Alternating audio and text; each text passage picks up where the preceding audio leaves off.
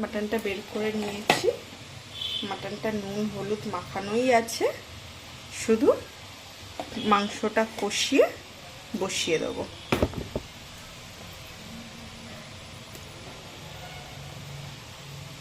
Mutton কষাটা করি, দেখুন আজকে রেসিপি। পেঁয়াজগুলো লাল লাল করে ভেজে নেব মাটনের জন্য। তার আগে আমি ক্লিপসটা নিতে ভুলে গেছি। গোটা গরম মশলা, তেজপাতা, দালচিনি, এলাচ, লবঙ্গ আমি ফোড়ন দিয়েছি। ভাজা হয়ে গেছে, হালকা ব্রাউন ব্রাউন।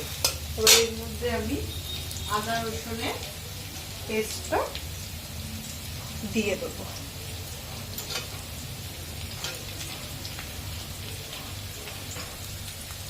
এটা কাঁচা গন্ধ যাওয়া অবধি একটুখানি ভেজে নিতে হবে।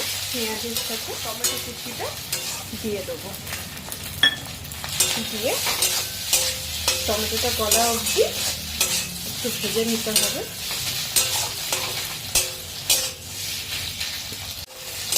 এবার টমেটোটা একটু নরম হয়ে গেছে।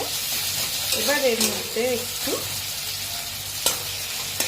শুকনো মশলাগুলো আমি দিয়ে দেবো। দেবো হচ্ছে কমন মশলা, হলুদ গুঁড়ো,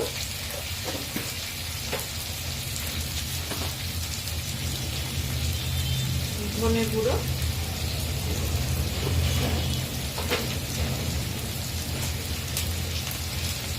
জিরে গুঁড়ো,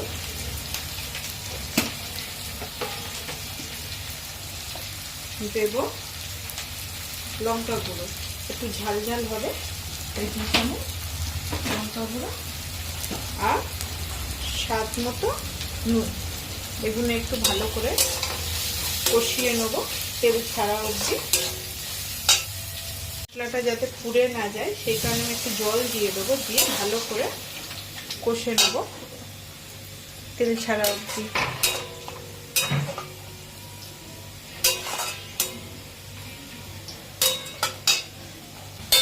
এবার এর মধ্যে আমি মাটনগুলো দিয়ে দেবো, দিয়ে ভালো করে যতক্ষণ না তেল ছাড়া অবধি কষবো।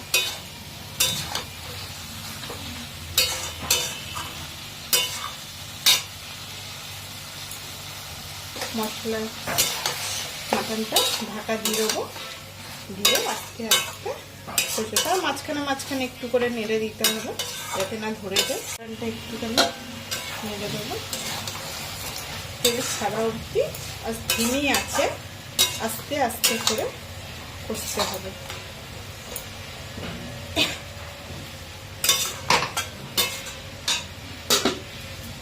প্রেসার কুকারে তুলে দেবো।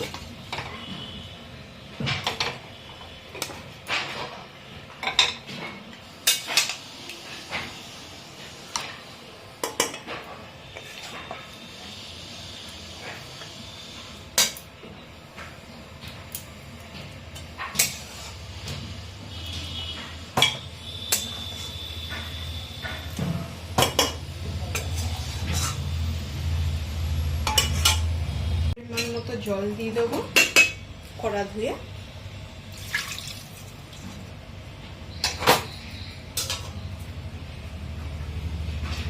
আর কয়েকটা কাঁচা লঙ্কা ঝালের জন্য ছিঁড়ে দিয়ে দেবো।